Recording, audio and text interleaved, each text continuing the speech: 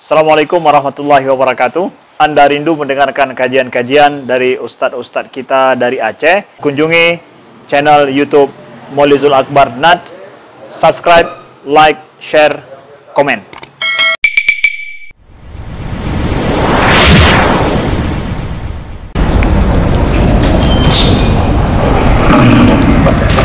Assalamualaikum warahmatullahi wabarakatuh.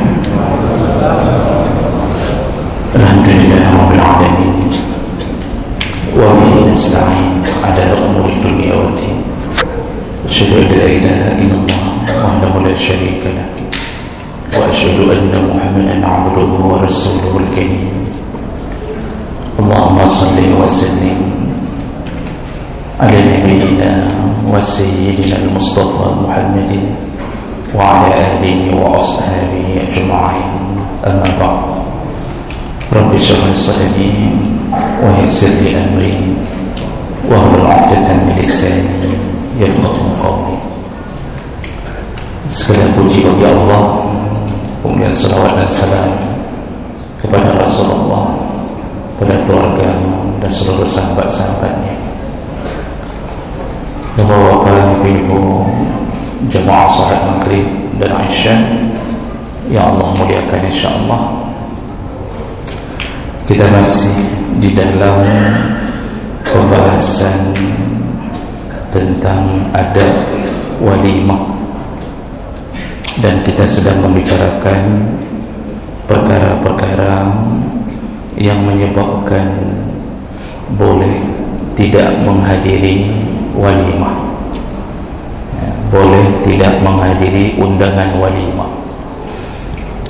Dan kita sedang membahas dari sisi pandang orang yang mengundang atau sahibul hajat. Kita sudah bahas beberapa di antaranya.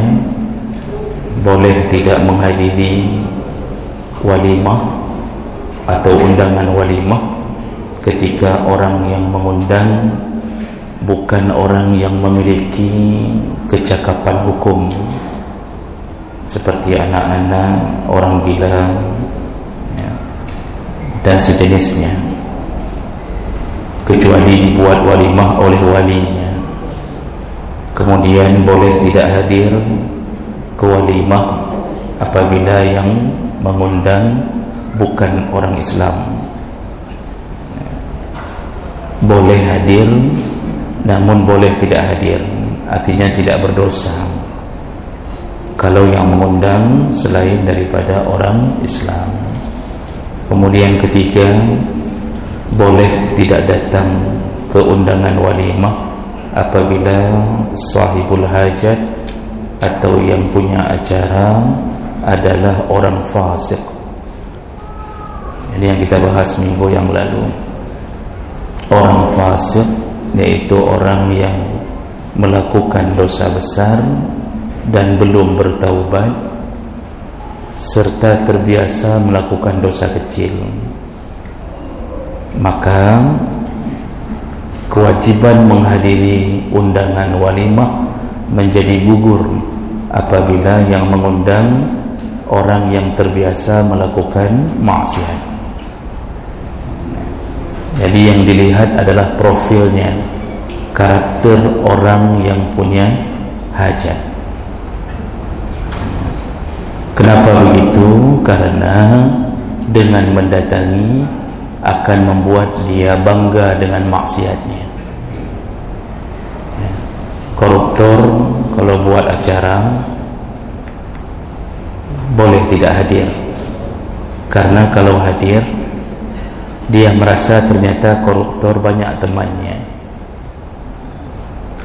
Ini yang menyebabkan tidak hadir tidak mengapa. Nah, kemudian yang terakhir kita bahas minggu yang lalu yaitu boleh tidak hadir ke undangan walimah apabila walimah itu dibuat dengan keyakinan banyak harta haram di dalamnya. Jadi yang punya hajat bekerja di tempat yang haram, atau menghasilkan uang dari cara yang haram lalu buat walimah anaknya, kalau kita yakin makanan yang dihidangkan berasal dari harta haram, maka kita pun haram mendatanginya. Kalau Imam Malik menegaskan haram datang, haram makan. Kalau Imam Syafi'i dan Hambali menyatakan kalau kita yakin yang punya hajat memang ada uang haram yang dia hasilkan dan kita khawatir ada di dalam makanan yang dihidangkan, makruh mendatanginya. Jadi kalau sudah dibilang makruh, datang tidak berdosa, namun lebih baik tidak datang. Jadi kiban man menyontek sengu, kayak mana kalau acara orang tiba-tiba sepi, nggak ada orang, itu urusan dia dengan Allah. Dia saja dengan Allah tidak mikir masalah Allah marah. Kenapa kita harus mikir dia marah? Yang menciptakannya Allah, dia khianati. Kita ketika diundang tidak datang, kenapa dia harus tersinggung?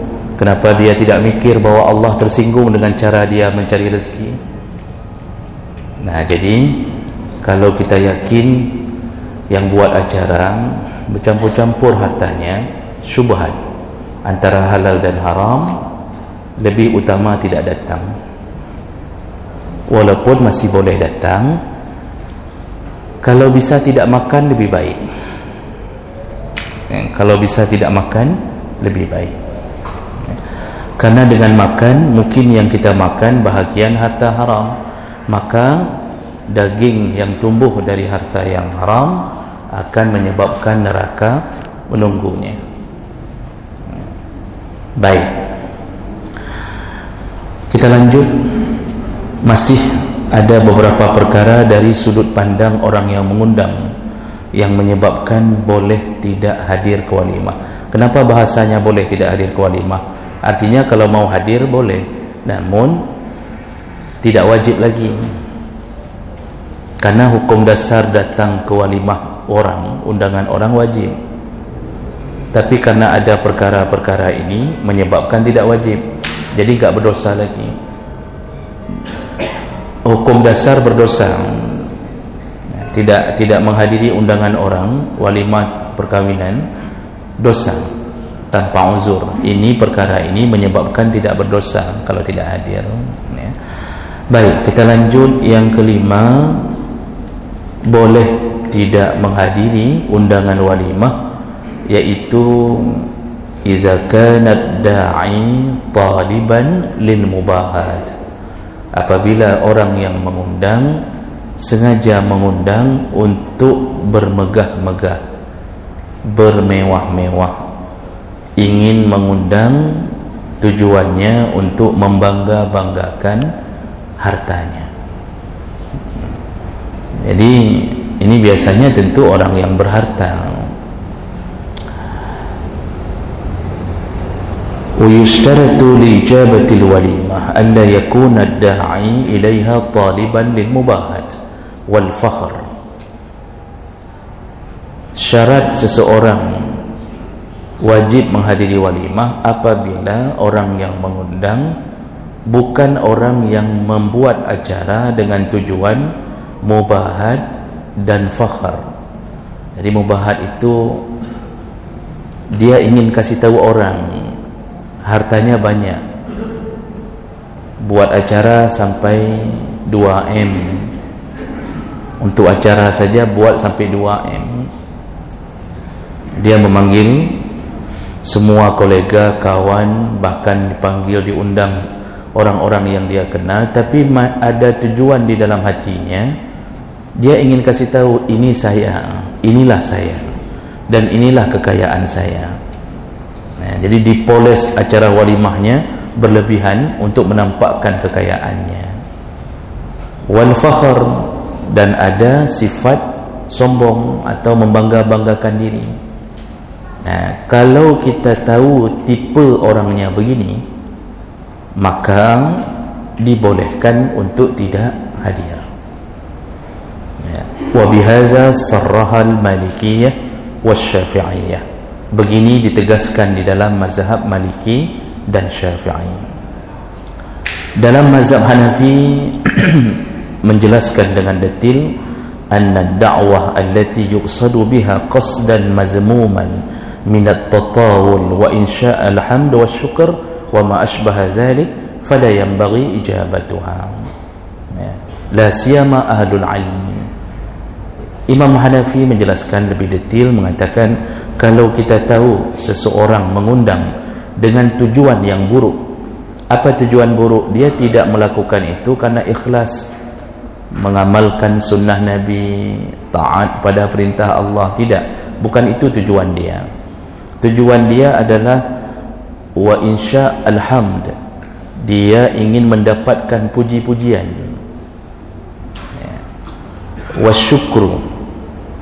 wasyukri, dia ingin juga dapatkan terima kasih. Selain pujian, dia ingin mendapatkan satu penghargaan dari orang banyak, sehingga dia senang kalau mengatakan luar biasa walimah itu, kaya sekali orangnya, melepah kaya.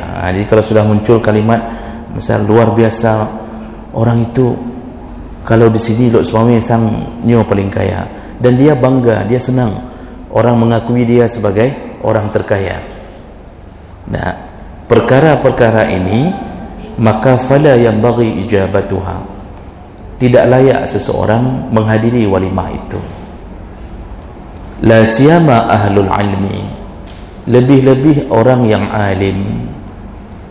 Orang alim lebih bagus tidak datang kalau diundang oleh orang kaya yang buruk tujuan hatinya untuk buat walimah tersebut. Lianna fil ijabah izlal anfusihim, karena orang alim kalau hadir malah dia telah menghinakan dirinya. Jadi ilmu sudah di bawah uang. Kalau ada orang alim yang menghadiri acara walimahnya para artis, pejabat-pejabat korup atau yang memang punya akhlak tidak baik, dihadiri oleh orang alim, maka image yang muncul, pandangan yang muncul adalah orang alim saja tunduk kepada uangnya orang bodoh. Karena dunia sekarang, Pak, ini zaman fitnah, uang mengatur segala-gala. Maka le orang alim saya ke kedang peng hana alim le, padahal menuntut ilmu bertahun-tahun, begitu ketemu uang hilang ilmunya. Itu juga banyak. Demi mendapatkan jabatan, halal berubah jadi haram, yang haram berubah jadi halal di mulut orang alim ini. Gara-gara apa? Akibat berlindung di bawah orang kaya yang bodoh. Ini adalah satu kehinaan. Imam Hanafi langsung mengatakan kehinaan orang alim hadir di acara orang kaya yang suka membangga-banggakan hartanya. Kecuali orang kaya itu saleh, itu lebih baik aja, karena nanti souvenirnya aja mungkin dikasih emas satu-satu manyam. Orang kaya kalau saleh pasti manfaatnya untuk agama luar biasa. Tapi kalau orang kaya yang model tidak saleh, dia lebih banyak menghabiskan untuk dunianya, maka orang alim tidak layak mengikuti gaya hidup orang kaya itu. Jadi jemaah maka Allah Subhanahu wa taala ini salah satu yang membuat boleh tidak hadir ke walimah orang yang membangga-banggakan harta. Dan ini telah dicaci Allah kepada orang yang suka membangga-banggakan harta dengan menampakkan cerita Qarun. Jadi ketika Allah mengatakan Qarun itu anak kunci gudangnya saja itu dibawa oleh uli usbah. Qarun itu kunci gudangnya saja itu dibawa oleh orang-orang yang kuat, bukan karena besarnya kunci, tapi karena banyaknya anak kunci, sehingga tidak sanggup dibawa oleh orang lemah, harus dibawa oleh orang kuat. Besar dan banyak pembendaharaan gudangnya. Kami waktu melihat danau Qarun, Buhaira Qarun di Fayyum, ya, di Mesir, kejadian Qarun di Mesir, karena itu daerah kekuasaan Fir'aun dan Qarun. Ya, kami sudah ke danau Qarun. Danau itu dipercaya oleh orang Mesir tempat tenggelamnya harta Qarun. Sekarang sudah jadi danau. Ya, memang luas sekali danaunya, Pak. Jadi mungkin hampir seluas danau Laut Tawar. Kalau itu benar, maka sebesar itulah area tempat tenggelamnya harta Qarun. Kami sudah mengunjunginya, dan Allah ketika menceritakan kekayaan Qarun, Qarun suka membangga-banggakan harta. Dia mengatakan, ini ku cari dengan kepintaranku, dengan ilmuku. Di ujung ayat, Nabi Musa memperingatkan Qarun, wa idh qala la tafrah innallaha la yuhibbul farihin. Wahai Qarun, jangan engkau membangga-banggakan hartamu, karena Allah tidak suka kepada orang yang membangga-banggakan harta. Itu nasihat Musa. Qarun tidak dengar. Ujungnya untuk menghinakan Qarun dan menghinakan hartanya, Allah tenggelamkan Qarun beserta dengan harta-hartanya. Kan kalau kita pikir, ya bagusnya ya Qarun saja yang dihabisi, hartanya biarlah untuk jadi orang miskin, kan begitu kita cara pikir kita nyodino.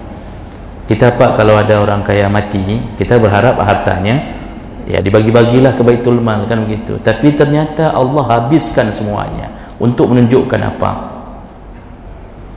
Membangga-banggakan harta adalah salah satu perbuatan yang sangat-sangat dibenci Allah, sehingga Allah ingin mengatakan, bagi Allah tidak ada sesuatu kelebihan pun dari harta yang dibanggakan itu, ditenggelamkan begitu saja ke dalam bumi. Makanya penyakit membanggakan harta itu haram selama-lama. Kalau dalam walimah itu membanggakan harta, bagaimana Bapak Ibu? Orang bermewah-mewah bukan pada tempatnya. Pelaminan tidak boleh yang 20 juta, harus yang 50 juta, dengan berbagai pernak-pernik, ya. Lalu kemudian kipas angin, tak boleh kipas angin biasa, harus nampak orang kaya. Jadi cari kipas angin yang paling mewah. Kalau tujuannya untuk menyamankan yang diundang, masih boleh. Tapi kalau ingin orang mengatakan, Masya Allah, kipas angin saja begini, itu sudah mulai, dia senang dengar itu, dia dah mulai ini masuk ke dalam ini. Lalu dia setting bangunan tempat walimah, itu habis-habisan. Jadi bangunan yang selayaknya sederhana, tapi dia habiskan harta. Belum lagi make up, make up darah baru, make up lintu, ya. Belum lagi kadang-kadang ini saja lantai saja, itu nggak boleh lantai keramik, harus dipakaikan permadani. Jadi biar orang tahu siapa dia. Ini dahsyat. Makanya coba lihat gaya-gaya orang-orang kaya di kalangan atas, kalangan jet set, artis-artis, itu buat acara hanya untuk acara setengah hari yang model-model begini yang dilaknat oleh Allah Subhanahu wa taala. Sebenarnya makanan itu bagus dimewahkan, karena itu tujuan kita bersedekah. Jadi inti mewah itu pada makanan bagus. Jadi orang-orang yang diundang merasa senang dengan menu yang disediakan. Tapi ketika di dalam hati terselip untuk menampakkan makanan, dia sanggup beli ini agar orang memujinya, itu berubah. Dengan niat itu berubah, makanan itu menjadi salah satu alat yang kemudian dibenci pemiliknya. Padahal bagus sebenarnya memewahkan makanan, selayaknya begitu, tapi ternyata tujuannya berbeda, agar orang memuji dengan mengatakan, Masya Allah, makan saja di tempat orang kaya itu, pizza, burger, roti pentol misal begitu. Roti pentol hana mewah tak tapi intinya dia buat yang aneh-aneh, ada ada kambing guling, ada bantal guling, pokoknya mewah-mewah semua lah Pak. Tujuan hatinya agar orang mengatakan di mulut, Masya Allah, luar biasa, kaya dan ini ketika dia senang, dan dia yang tahu bangga dengan tidak dia sendiri. Begitulah ibaratnya walimah yang sebaiknya kita tidak usah datang kalau kita diundang, kalau kita tahu tipe orang yang mengundangnya. Tapi kalau kita tidak kenal, kita cuma dapat undangan, kita nggak tahu tipenya, orangnya agak sombong begitu, maka tidak mengapa untuk menghadirinya.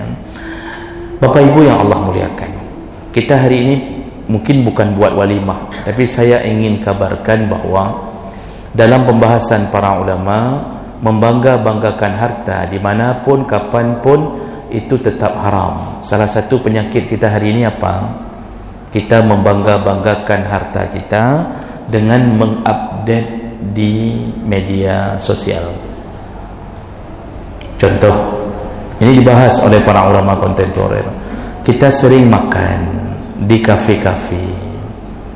Kebetulan mungkin kita makan mewah, kita duduk di kafe yang sekali makan 500.000, 600.000 jadi makanannya saja dipanaskan dengan lilin dari bawah, bisa masak sendiri langsung di atas meja. Itu macam-macam namanya, ada steamboat, ada steam perahu, ada macam-macam Pak, model macam bistik satu tapak tangan saja itu mencapai 50.000, padahal kalau kita beli di pasar itu sudah setengah kilo daging dapat.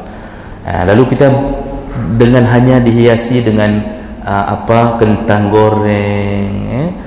Jadi kalau kentang goreng mungkin murah, tapi begitu dikasih nama potato, itu langsung berubah jadi mahal.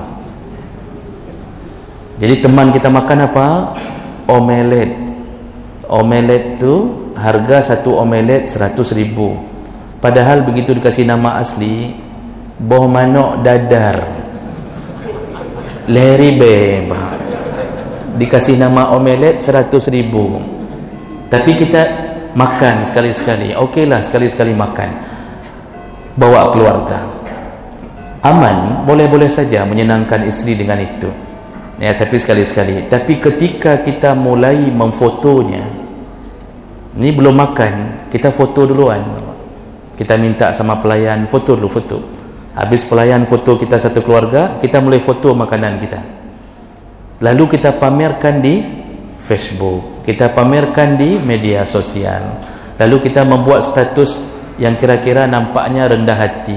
Alhamdulillah, akhirnya kami makan juga yang model-model begini. Kalian kapan? Begitu-begitu Pak masanya. Malam minggu depan begitu lagi, malam minggu depan begitu lagi. Sering orang foto makanan Pak, kirim, nanti tulisnya macam-macam. Apa hukumnya? Ketika terselip di hati membangga-banggakan kekayaannya, maka berubah menjadi perbuatan dosa. Makanannya tidak haram, tapi niatnya ingin memamerkan. Nyo kamu apa? Kamu 3 pajuh 600.000, kan lagi model awak kah model-model 50.000. Dia ingin mengatakan dirinya ada harta. Di situ jatuh ke dalam dosa. Nanti dia tunggu tu di Facebook, dia tunggu komen, Masya Allah, luar biasa ya, kami tidak mampu begitu. Dia senang, dia dah mulai mendapatkan syahwat hatinya. Bukti kita suka dipuji. Ketika ada yang tidak puji, kita marah. Itu berarti kita ingin dipuji ya. Misal kita sudah update di Facebook, nggak ada yang komen satu orang pun. Sudah 4 jam, dari habis Isya sampai jam 2 belum ada yang komen. Lalu kita tidak bisa tidur gara-gara itu. Kita tidak bisa tidur, mempikiran hana harga membacut misalnya. Ini berarti kita ingin dipuji. Disitulah kita tahu niat kita bermasalah. Maka Bapak Ibu yang Allah muliakan, jangan biasakan membangga-banggakan harta. Karena ada hadis Nabi menyebutkan itu, tentang tanda-tanda seburuk-buruknya umat di akhir zaman. Salah satunya berbangga-bangga dengan makanan dan minuman. Itu salah satu tanda umat di akhir zaman, seburuk-buruk umat. Jadi di ujung hadis Nabi menyebutkan zalika min asyrari ummati, yang gaya hidupnya begitu, itulah seburuk-buruknya umatku, kata Rasulullah. Hadis riwayat Tabrani. Maka hati-hati, kita ini disuruh berbagi makanan, bukan disuruh berbagi foto makanan. Itu yang perlu kita tahu. Rasulullah mengatakan kepada Abu Zar, ya Aba Zar, wahai Abu Zar, iza tabakhta maraqan, kalau engkau sedang memasak lauk, fa'aksir ma'aha, perbanyak kuahnya, wa ta'ahad jiranaka, berbagilah dengan tetanggamu. Yang disuruh bagi makanan, bukan foto makanan.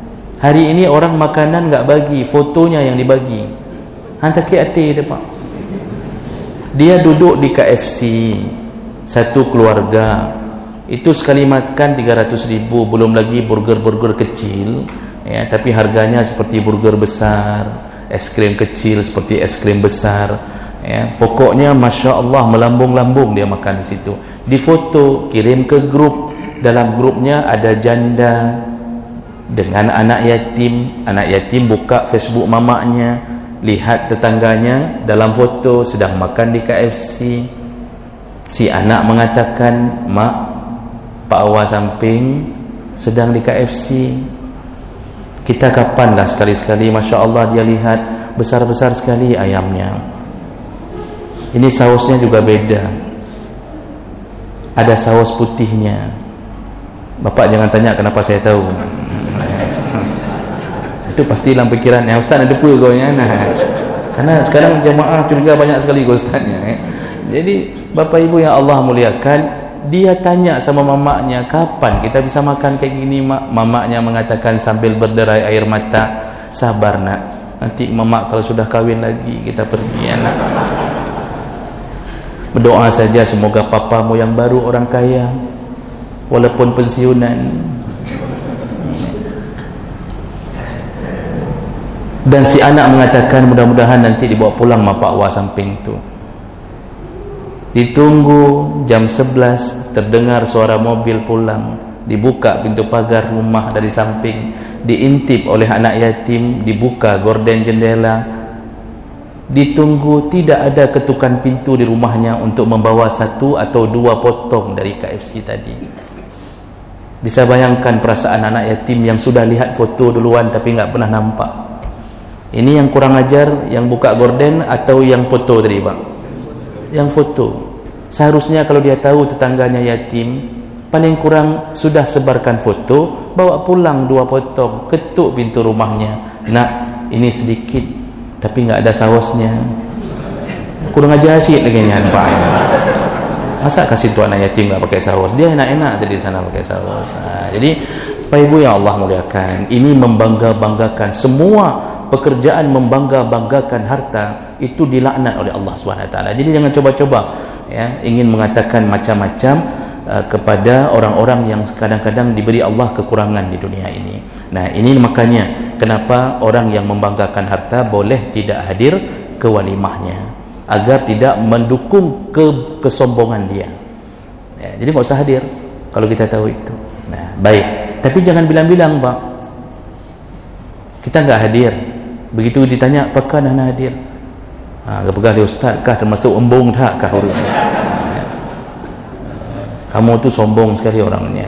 Ustaz bilang jangan hadir. Jangan kasih nomor HP saya di saat seperti itu ya.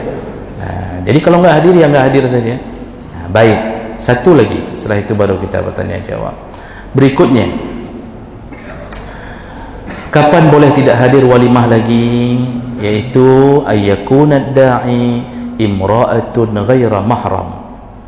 Kalau yang mengundang seorang perempuan tapi tidak ada mahramnya, maksudnya yang punya hajat perempuan, kita diundang, mungkin dia buat acara untuk anaknya, tapi ini perempuan nggak ada suaminya lagi, janda. namun dia tidak ada yang menemani untuk buat acara itu, gemebut ke. Dan kita diundang khusus, artinya kita datang ke walimah karena ada bling-blingnya, ada maksud-maksud tertentu, dan dia tidak ada mahram. Ini sebaiknya tidak datang karena ditakutkan akan jatuh ke dalam fitnah. Dan begini yang ditegaskan oleh mazhab Maliki dan Syafi'i, bahawa terlarangnya menghadiri walimah apabila yang mengundang seorang perempuan yang dia tidak ada mahram, kecuali dia ada mahram yang ketika kita datang dia ditemani oleh orang lain. Maksudnya ada paman-pamannya, ada saudaranya, itu tidak mengapa. Tapi kasus seperti ini jarang kita temui, Pak. Ya. Jadi maksudnya jangan sampai timbul fitnah kita datang ke rumah seorang janda yang tidak ada mahram, ya, sendiri. Jadi ketika tamu sudah pulang semua, kita tertinggal dengan janda itu, bicara lama berdua di bawah pelaminan, ya. Ini sudah mulai menimbulkan fitnah. Karena Rasulullah mengatakan, la yakhluwanna ahadukum ma'a ghairi zi mahram, janganlah engkau berdua-duaan dengan yang bukan mahram, illa wasalisuha asyaitan. Kalau itu terjadi, ketahuilah, kata Nabi, yang ketiganya pasti syaitan. Kita kalau sudah berduaan sama yang bukan mahram, itu bisikan syaitan pasti ada. Itu pasti mulai mengatakan, Masya Allah, trip lagak cik, lama-lama kayaknya cantik juga nih janda nih, tapi lama sekali, sebulan 2 bulan lihat cantik juga, dan mulai ini syaitan berbisik. Ini contoh-contoh. Ini akibat jebakan-jebakan berdua-duaan yang bukan mahram. Jadi jemaah melaka Allah Subhanahu wa taala, begitu kuatnya para ulama menegaskan tentang jangan jatuh ke dalam fitnah. Namun sekali lagi, kasus seperti ini sekarang jarang terjadi, karena kalau sudah buat acara biasanya itu sudah mulai ditemani, ya, walaupun seorang janda pun ditemani. Bapak Ibu yang Allah muliakan, ini bicara masalah janda nih. Jadi jangan menganggap bahwa janda itu terhina. Yang menolong janda itu ada janji Nabi. Apa kata Rasulullah? Man masya 'alal armalah wal yatim, barang siapa yang berkeliling-keliling menolong janda dan anak yatim, fahuwa kal mujahid fi sabilillah, dia itu sama dengan berjihad fi sabilillah. Ini hadis sahih, Pak. Saya lupa perawinya, tapi hadis ini sahih, ya, bukan hadis dhaif. Yang berkeliling-keliling menolong janda dan anak yatim, dia seperti mujahid fi sabilillah. Jadi kalau kita punya harta, salah seorang yang berhak ditolong adalah janda dan anak yatim.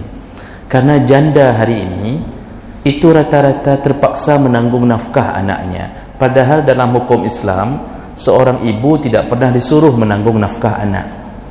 Meninggal suami, maka nafkah beralih kepada wali, bukan kepada si ibu. Siapa yang harus tanggung nafkah si anak ini kalau meninggal ayahnya? Yang pertama, kakek dari si anak ini. Kalau tidak ada kakek, maka wali dari ayahnya, pamannya, pakwanya, om, pakcik, tulang, siapa-siapa saja yang disebut, itu berhak dan wajib menanggung nafkah si keponakan. Sekolahkan dia, kasih makan, bukan ibu. Ini sudah disebutkan oleh Allah dalam Al-Quran, ya.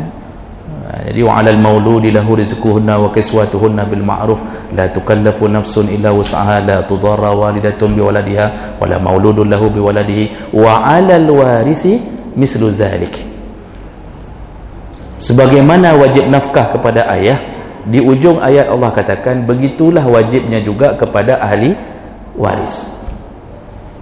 Artinya wali yang dimaksud. Sekarang kan enggak begitu, Pak. Begitu meninggal, maka yang paling sedih itu janda itu, dia terpaksa mencari nafkah. Dia jualan lontong, kadang-kadang keliling-keliling di pasar. Anaknya, Pak, meroh-roh. Meroh-roh apa? Berserak-serak. Gimana berserak-serak? terlantar. Ya, baik. Kalau anak yatim tahu dia bahasanya. Anak terlantar, Pak, terlantar, subhanallah. Ibunya mencari nafkah, pamannya kaya, pakwanya kaya. Enggak ada sedikit pun bantuan ke anak yatim. Subhanallah. Inilah orang-orang yang Allah sebut ara'aital ladzi yukazzibu biddin, tahukah engkau para pendusta agama? Fadzalikal ladzi yad'ul yatim, yaitu orang-orang yang membiarkan anak yatim hidup dalam penderitaan. Siapa mereka? Wali. Ini nomor satu yang dituding ini adalah wali. Sekarang Pak Wab, Om semuanya enggak peduli sama keponakan yang yatim. Nanti datang paling sekali hari raya, angpau 5 ribu. Setahun sekali 5.000 angpau. Ini adik ipar kita, si janda ni, subhanallah, pontang panting cari rezeki. Nah, ini Pak, ini kesalahan kita paling banyak. Makanya nanti jangan pikir kita aman mendapatkan surga kalau ada saudara, anak saudara kita, anak adik kita yang yatim yang kita tidak tolong. Nah, ini makanya hal-hal begini itu perlu diperhatikan. Ya, baik. Jadi sering-seringlah berkeliling-keliling kepada janda dan anak yatim. Sering-sering tolong anak yatim. Oh, sayang sama mamaknya, sekaligus tolong mamaknya. Kalau perlu mamak-mamaknya diasuh sekaligus. Tinggal minta izin saja sama isteri pertama, selesai urusan. Makanya isteri itu diajak ikut pengajian biar dia memberi izin. Nah, begitu, Pak. Ya, baik. Kira-kira begitu. InsyaAllah kita sambung di pertemuan yang akan datang. Subhanakallahumma bihamdik, asyhadu an la ilaha illa anta, astaghfiruka wa atubu ilaik. Wassalamualaikum warahmatullahi wabarakatuh.